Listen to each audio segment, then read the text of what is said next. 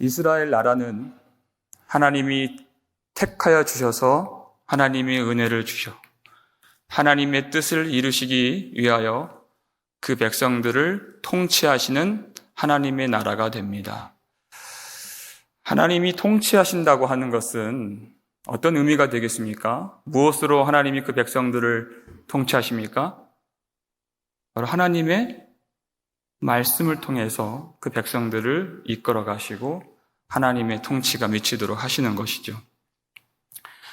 그런데 하나님이 그 백성들에게 복을 주시고 은혜를 주시고 특별한 그런 택함을 허락해 주셨음에도 불구하고 가장 그들이 하나님의 복을 받아 강성할 때, 가장 평강할 때 조금씩 나라가 기울어지게 됩니다. 그 시초가 바로 하나님의 그 말씀을 버린 것으로 시작되게 되죠.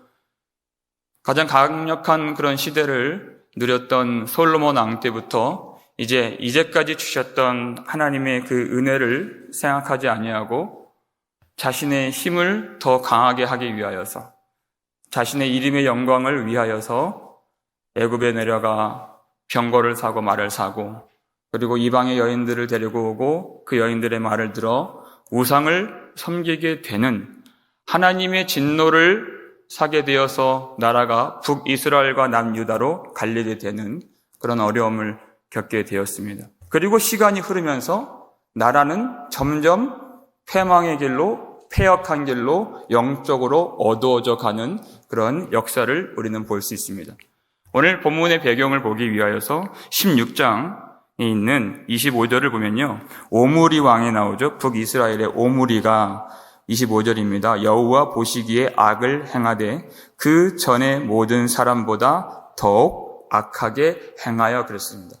그런데요, 30절 보면 오므리의 아들이 누구죠? 아합이죠. 그런데 오므리의 아들 아합이 그 이전의 모든 사람보다 여호와 보시기에 악을 더욱 행하여 그랬습니다. 조금 전까지만 하더라도 그 전 시대에, 자기 그 선친의 시대에 가장 악했다고 말했는데 또 아합 시대가 되니까 그 전 왕보다 더 심히 악했다 했어요. 시대를 거듭할수록 다음 시대가 되고 또 다음 시대가 되면 영적으로 점점 더 어두워져 가는 그런 시대 속에서, 그럼에도 불구하고 하나님이 그 백성들을 아예 버리지 아니하시고 긍휼과 자비로 그들에게 말씀해 주시기 위해서 이스라엘 역사상 가장 탁월하고 훌륭한 선지자 엘리야를 그 시대에게, 그 어둠 가운데 말씀의 빛을 비추기 위해서 그를 보내신 것입니다. 하나님이 자비가 얼마나 큰지 모르는 그 은혜를 우리가 다 헤아릴 수 없는 것입니다. 엘리야는 그 악을 행했던 바알에게 가서 하나님의 재앙을 선포한 사람입니다. 아까 30절, 31절, 32절, 33절 여러분 눈으로 보시면요, 그가 바알을 섬기고 아세라 목상을 만들고 이스라엘 하나님 여호와를 노하시게 하였더라, 33절 그렇게 나오는데, 그렇게 철저하게 하나님을 버리고 우상을 섬기는 아합에게 하나님의 그 축복의 말씀을 전하여도 어떤 해를 받을까 모르는 판에 여호와의 재앙을 선포했다 그랬어요. 어떤 재앙이냐면 17장 1절 보니까 비가 오지 않을 거라고 하는 그런 재앙입니다. 언제까지요? 17장 1절 마지막쯤 보면요, 내 말이 없으면 수년 동안 비도 이슬도 있지 아니하리라 하니라 그랬습니다. 언제까지요? 그 선지자의 입에 말이 없으면, 제 아무리 왕이라도 물이 없으면 다 죽는 겁니다. 그런데 그 말이 있을 때까지 비가 내리지 않는다는 것입니다. 그런데 선지자의 말은 언제 임하죠? 하나님이 말씀을 주실 때 말이 임하는 것입니다. 하나님의 말씀이 반드시 통치로서 그 10년 가운데 젖어들어야 할 백성 가운데 패역한 시대가 오고 영적으로 어두워진 이 시대, 다시 하나님의 말씀이 그 속에 임하여 말씀이 그 마음 가운데 젖어 들어갈 때 하나님이 그제서야 비를 내리신다는 것입니다. 그 메마른 땅을 보고 물이 없어 목이 타들어가는 갈증 가운데 그 심각한 기근과 가난과 고통 속에서라도 그 땅은 말라가고 농작물은 다 그렇게 다 불에 타는 듯한 그 배고픈 배를 움켜 잡고서라도 그 백성들이 말씀으로 다시 돌아오기를 그 마음이 검게 걸린 그 하나님의 타는 마음을 헤아릴 줄 알아야 한다는 것입니다. 그렇게라도 돌아오기를 하나님이 원하신다는 것입니다. 그때까지 비가 내리지 아니하리라. 그 말씀을 받고 또 하나님이 엘리야에게 그 동편 그리 시냇가에 가서 숨어라 그랬어요. 여러분, 숨는다는 말도 참 비굴한 명령입니다. 하나님이 그렇게 함께 하시고 지켜주리라 하시면 참 좋을 텐데 그냥 숨으라 그랬어요. 거기서 그가 어떻게 먹고 살았죠? 뭐가 그렇게 먹을 걸 날라도 주었습니까? 그렇죠. 까마귀가 떡과 고기를 아침 저녁마다 날라준 그것을 우리가 생각하면서 어떤 물질의 궁핍함이나 어려움이 있으면 이 엘리야를 떠올려 기도하죠. 하나님, 까마귀를 통해서라도 엘리야를 먹이셨던 하나님, 우리에게 까마귀를 보내주셔서 그렇게 우리의 궁핍함을 채워주시기를 원합니다라고 우리는 기도해 왔습니다. 제가 묻겠습니다. 여러분, 까마귀가 떡과 고기를 물어다 주면 여러분 먹을 수 있겠습니까? 먹을 수 있겠어요? 지금같이 먹을 것이 풍족한 이 시대에 까마귀가 물어다 주면 여러분 아마 만지지도 않을 겁니다. 세균 옮는다고. 레위기 11장 15절 보면요, 까마귀는 부정한 짐승이었습니다. 거기다가 아합은 밥 먹듯이 말씀을 어기고 패역한 인생 중에서도 항상 왕궁에서 풍요로운 왕의 식탁을 받아 먹었던 사람입니다. 하나님의 사람은 그 그리 시냇가에 비굴하게 숨어 살면서 그 부정하고도 또 더러운 까마귀가 날라다 주는 것을 먹을 정도의 비참한 인생을 살았다는 것이에요. 누가 그 까마귀가 주는 것을 먹겠습니까? 많은 17장 5절을 보면 놀라운 말씀이 있습니다. 그가 여호와의 말씀과 같이 하여라는, 참 마음에 감동이 되는 말씀입니다. 그가 여호와의 말씀과 같이 했다는 것이. 여러분, 말씀에 이끌릴수록 점점 엘리야는 사지로 몰려가는 듯한 인생을 살았어요. 목숨을 걸고 아합 앞에서 말씀을 전하고 재앙을 전하고, 그리고 그리 시냇가에 비굴하게 숨어 지내고, 그 더럽고 부정한 그 까마귀가 날라다주는 그 떡과 고기를 먹고 그 시냇가조차도 이제 마르게 되어서 그 이방 땅으로 하나님이 가라는 명령을 받습니다. 말씀이 이끌어가는 곳곳마다 새로운 어려움, 그 죽음의 사지로 몰아가는 그런 어려움을 경험합니다. 이 엘리야와 같은 인생, 가장 비슷한 인생을 사셨던 분이 우리 예수님이시죠. 말씀에 순종하여 하늘의 아름다운 영광을 버리시고 이 땅에 내려오신 분이십니다.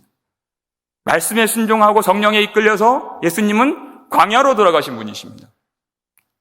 말씀에 이끌려서 예수님은 예루살렘에 들어가시고, 그리고 모욕을 당하시고 결박을 당하시고 채찍에 맞으시고 죽기까지 복종하셨으니 곧 십자가에 죽으심이라 그랬습니다.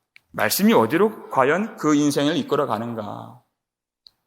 말씀은 그를 항상 사지로, 고난으로, 어려움으로, 십자가로 데리고 가지만 엘리야에게는 그것이 중요한 것이 아니었습니다. 그가 여호와의 말씀과 같이 하여, 이것만 중요한 것입니다. 어떤 형편에 있는지, 그렇게 패역한 왕은 저 호화로운 부유한 삶을 사는데도 불구하고 내 인생은 무엇인가 하질 않고 여호와의 말씀과 함께하는 것, 말씀이 내 인생이 되고 내 인생이 말씀이 되는 것, 그거 하나로 엘리야는 하나님께 만족한 삶을 살 수 있었다는 것입니다. 근데 더 놀라운 건 뭐냐면, 하나님이 이 말씀을 통해서 주시는 것이 뭐냐면, 우리 어려운 인생 가운데 하나님이 까마귀를 통해서라도 먹이신다는 그 모든 축복의 원천이 하나님이 되신다는 사실은 정말 너무나도 중요한 사실입니다. 그런데 하나님이 이 말씀을 통해서 주시고자 하시는 메시지는 뭐냐면 4절을 보시면요. 그 시냇물을 마시라. 내가 까마귀들에게 뭐 했다? 명령했다는 거예요. 하나님이 명령을 하셨다는 것이에요. 그렇게 하나님의 말씀으로 통치함을 받아야 하는 이스라엘 백성들은 다 하나님의 말씀을 떠나고 명령을 듣지 아니하는데, 부정하다고 하나님이 분류하신 그 까마귀조차도 하나님이 명령하시면 그것을 듣고 순종한다는 것입니다. 반드시 이스라엘 백성들이 그렇게 해야 마땅한, 받아야 마땅한 말씀과 그 순종을 그 부정한 까마귀를 통해서 하나님이 보여주시는 것입니다. 앞으로 장차 하나님의 나라가 어떻게 펼쳐질 것인가를 보여주기 위해서 하나님이 까마귀를 통해서 순종하게 하신 것입니다. 엘리야를 통해서 어떻게 하나님의 나라, 하나님의 역사가 이루어질 것인가를 가르쳐 주시기 위해서. 그리고 어디를 보내시죠? 시돈에 속한 사르밧 땅에 보내시는 것이죠. 그 시돈이라고 하는 그 땅 자체가 바로 부정한 땅, 우상 숭배가 만연한, 우상 숭배 본거지와 같은 땅입니다. 어디 한번 나왔느냐면요, 아까 그 아합의 그 내용을 설명한 16장 31절을 보면요, 거기 시돈이라는 지역이 나오죠. 16장 31절을 보면 중간에 시돈 사람의 왕 엣바알의 딸 이세벨을 아내로 삼고, 그 아합을 꼬드겨서 더 폐역하게 우상 숭배하게 만들었던 그 악명 높은 이세벨이 바로 시돈 땅 출신이었습니다. 이세벨의 고향이죠. 이방 땅이었습니다. 거기에 있는 과부에게 가라. 여러분, 과부는 그때 고대 근동 당시 더욱 경제적으로, 사회적으로 소외를 받고 너무나도 어려움에 처한 그런 인물이죠. 거기 가서 먹을 것을 달라 하라고 명령하신 것입니다. 먹을 것은 없는 것은 고사하고, 그거 요리를 하기 위해서는 불을 떼야 되는데 장작을 살 돈도 없고 자기 힘으로 손으로 나가서 그 나뭇가지라도 한 2억에 줍지 아니하면 아무도 그 일을 대신해 줄 사람 없는 그 어려운 형편의 사람이 바로 사르밧 과부였습니다. 그 나뭇가지 줍다가 지금 엘리야를 만난 겁니다. 그 여자를 만나면 여러분, 복음에 합당한 삶을 사는 우리가 어떻게 해야 맞죠? 어떤 명령을 하면 하나님이 하나님답다고 우리가 말할 수 있겠습니까? 가서 도와주라.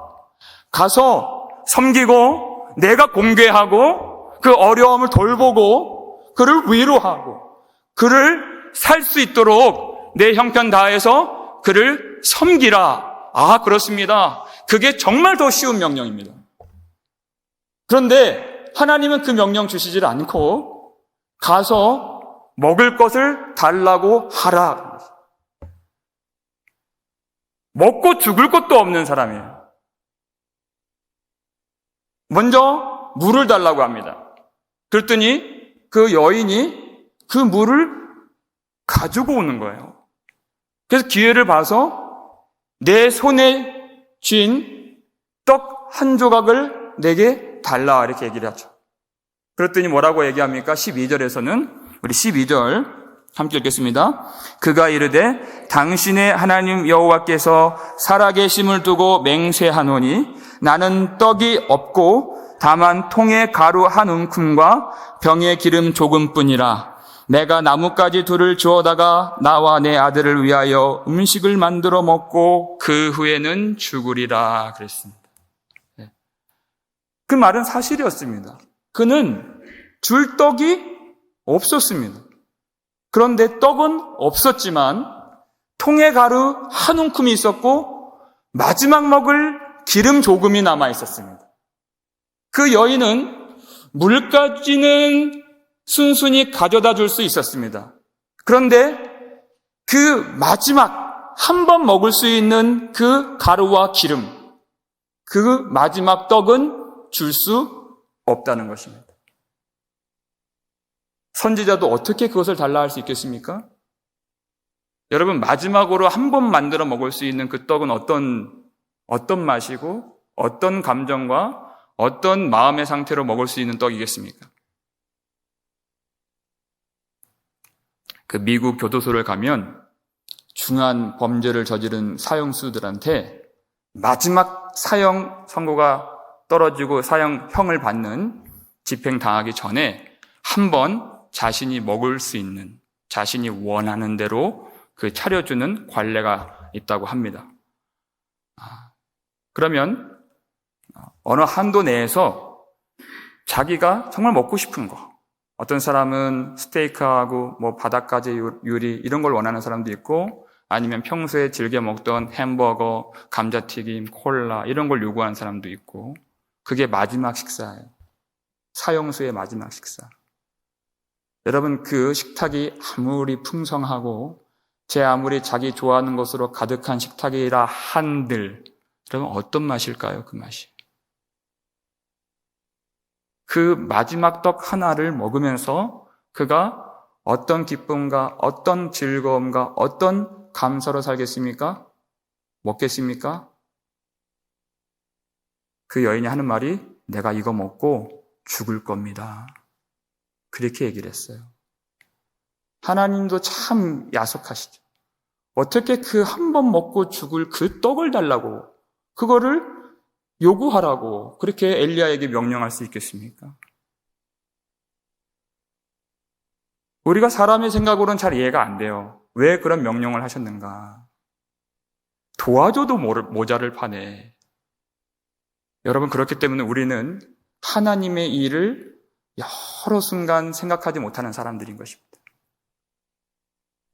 사람의 일밖에 생각하지 못하는 우리의 연약함이 있습니다.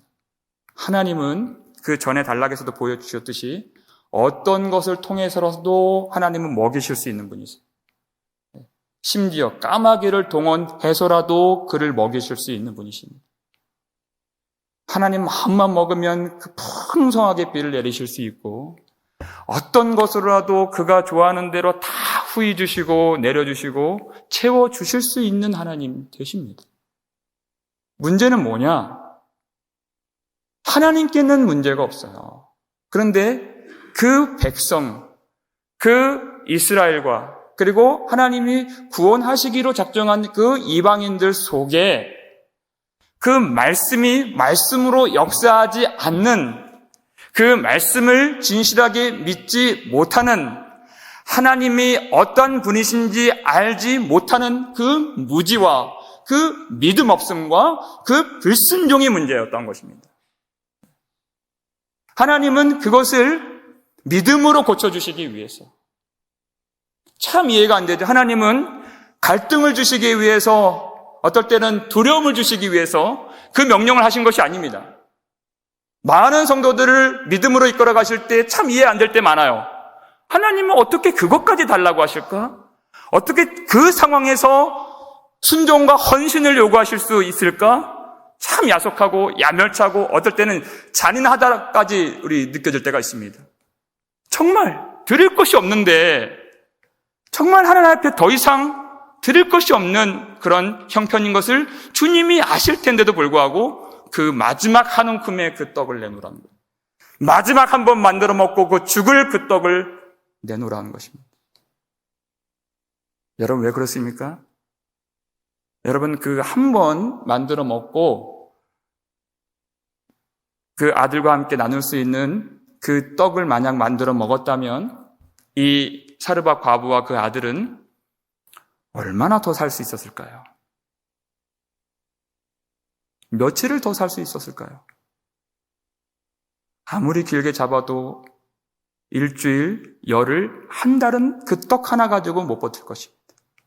정말 그 떡은 마지막 떡이고, 정말 그 떡은 기쁨으로 나눌 떡이 아니라 고통의 떡이고, 정말 그 떡은 죽음을 위한 떡인 것입니다. 그래서 주님이 내놓으라고 하신 것입니다. 그 마지막 떡, 고통의 떡, 죽음의 떡 먹지 말고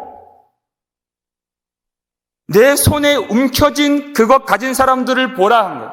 오므리가 어땠으며 아합이 어땠으며 이스라엘 역사 가운데 그 풍성한 은혜를 잊어버리고 자기 힘을 위하여, 자기 손에 움켜쥐는 자기 힘을 위하여 살았던 그 인생들이 어떻게 멸망하게 되었는가를 보라는 것입니다. 우리 인생의 눈에는 그거 놓으면 죽는 것처럼 느껴지는 마지막 떡이지만 어떨 때는 불합리하고 잔인한 명령처럼 느껴지는 그 순종과 헌신이지만 하나님은 그 내 손에 움켜진 떡 한 조각 그것을 놓을 때, 믿음으로 놓을 때 그것을 그 펴진 손에 하나님이 주시는 영원히 떨어지지 않는 가루와 그 없어지지 않는 그 기름을 하나님이 주시기 위하여 그 받을 수 있는 믿음을 만들어 주시기 위하여 그렇게 어떨 때는 야속하고 야멸차게 느껴지는 명령을 우리에게 주시는 것입니다.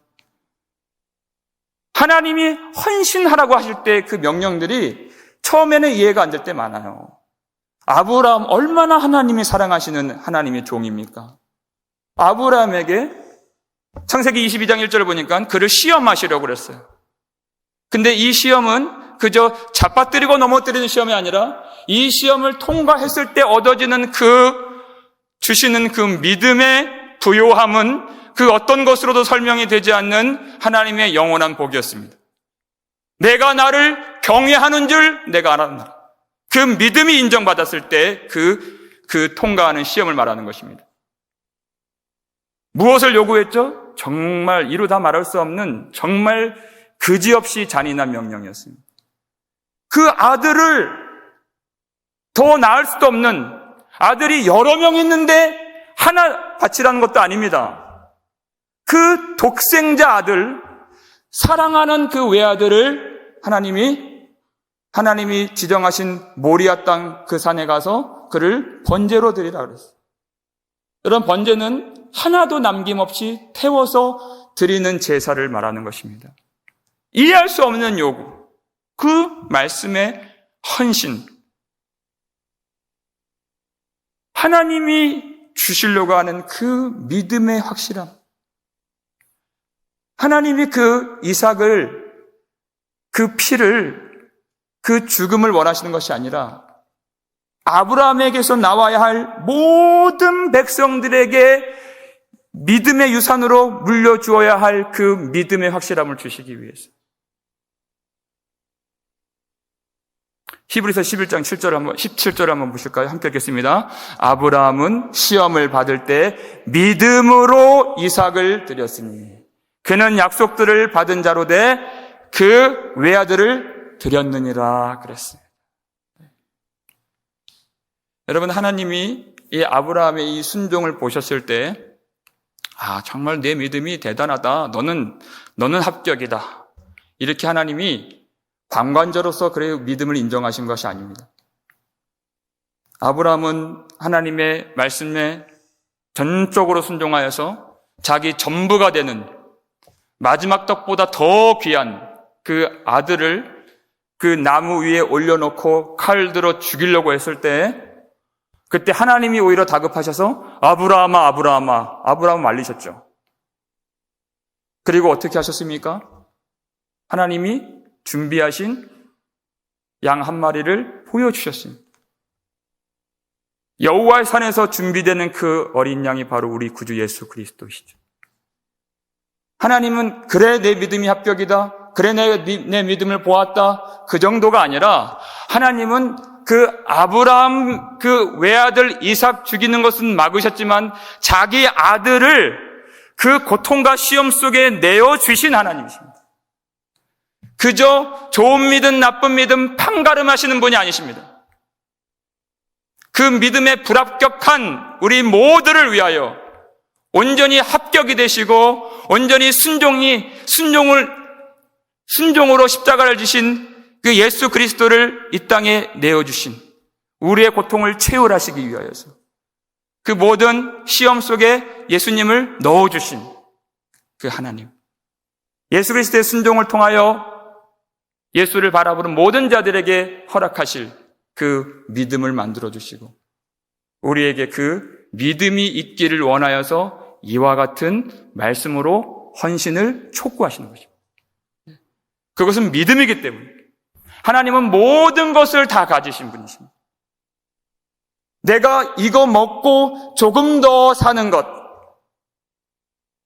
내가 한 움큼, 두 움큼 가지고 조금 더 사는 것, 아무 의미 없는 것을 하나님이 아시기 때문에 나는 이것이 내 전부, 내 마지막 떡인 것처럼 느껴지지만 믿음이 없다면, 정말 하나님을 알지 못한다면 그 어떠한 떡도, 어떠한 재물도, 어떠한 영광도, 어떠한 유익도 없는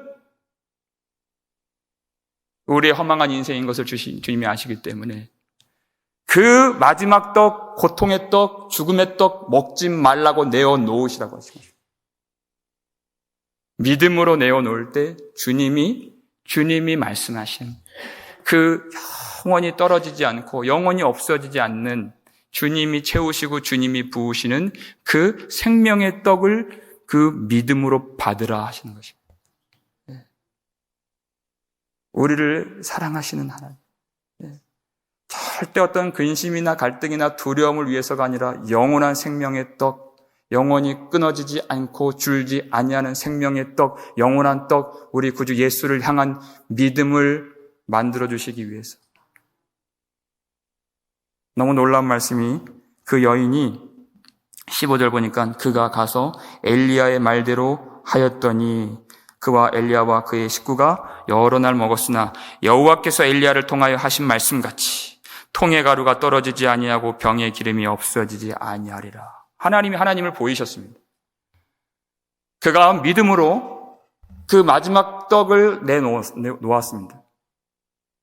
그런데 더 놀라운 것은 하나님이 처음 엘리야에게 명령을 주실 때 9절 말씀 보면요, 너는 일어나 시돈에 속한 사르밧으로 가서 거기 머물라. 내가 그곳 과부에게 명령하여 그랬습니다. 까마귀에게 명령을 주었던 하나님이 이제 과부에게 명령하신 거예요. 어떻게 하신다고요? 내게 음식을 주게 하였느니라. 그 과부가 그 마지막 떡 내놓은 그 믿음이 누가 주신 믿음이라는 겁니까? 하나님이 주신 믿음이라는 거예요. 하나님이 그것까지 허락해 주셨다는 것이에요. 하나님이 모든 생명의 원천이 되시고 모든 공급의 원천이 되시고 모든 축복의 원천 되시는 것을 믿으시길 바랍니다.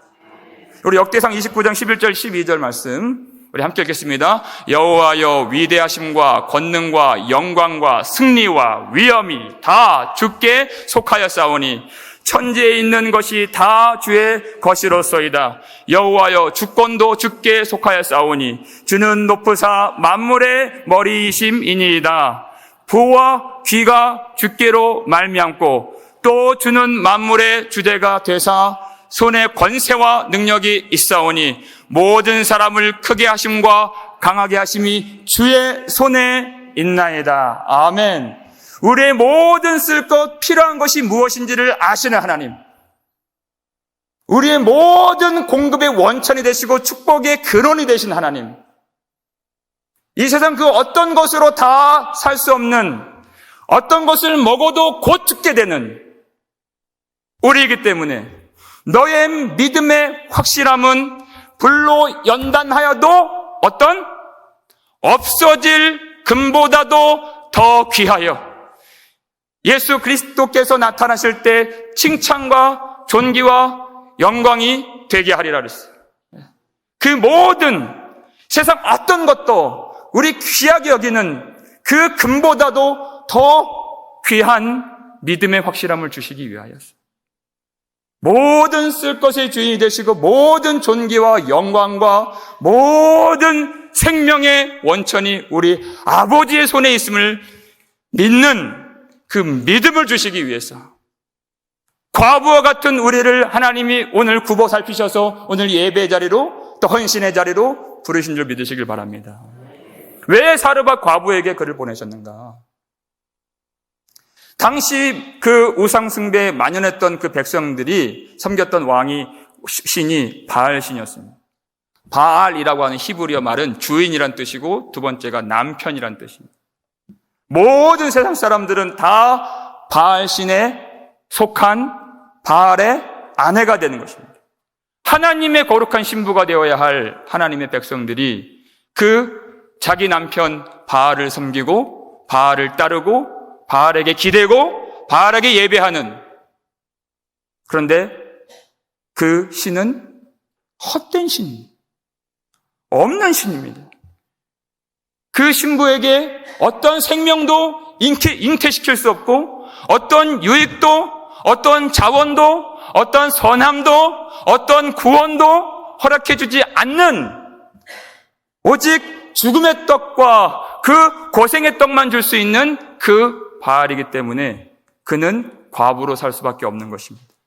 예수님이 사마리아 땅에서 그 여자에게 남편을 데려오라 요한복음 4장에서 물으셨죠.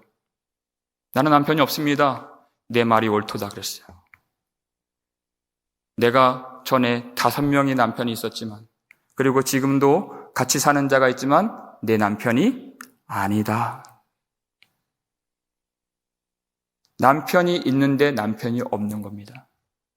바알을 믿고 바알을 섬기고 바알을 예비하고 바알을 사랑하는 것은 참 남편이 아닌 참 신랑 되시는 예수님이 오시기 전까지, 믿기 전까지 어떤 생명도 구원도 얻을 수 없는 우리의 영적인 현실을 주님이 사르밧 과부를 통해서 가르쳐 주시는 것입니다. 오직 주님께서 우리가 먹고 죽어야 할 그 고생의 떡, 먹고 죽어야 할 그 죽음의 떡을 누가 가져가셨습니까? 예수님이 가져가신 것입니다. 그 죽음의 떡, 그 진노의 잔을 예수님이 가져가셔서, 그것은 여러분 무리한 헌신이 아니었습니다. 그걸 먹으면 죽는 것이었습니다. 그 모든 재물, 그 어떠한 세상의 영광, 그를 먹으면 내 손에 움켜쥐면 죽는 것이기에 하나님이 그것을 내놓으라. 그 믿음 위에 하나님이 끊어지지 않는 그 생명의 놀라운 은혜와 그 샘물처럼 솟아나는 진리의 성령을 우리에게 주심으로 영원히 마르지 않는 그 생수가 끊임없이 솟아나는 성령에 충만한 하나님의 백성이 되어서 오직 하나님의 그 사랑과 은혜로 살 수 있는 하나님의 백성됨을 믿으시길 바랍니다. 나의 전부를 내놓으라고 어떨 때는 헌신을 요구하시고 순종을 요구하시고 말씀을 주실 때, 그것은 우리의 모든 죽음을 가져가시고 하나님의 전부이신 예수 그리스도를 향한 믿음의 확실함을 주시는 생명의 기회인 줄 믿으시고 그 헌신과 그 믿음의 예배의 삶을 살아가실 수 있는 5.5여 선교회와 온 교회 되기를 주의 이름으로 축원합니다.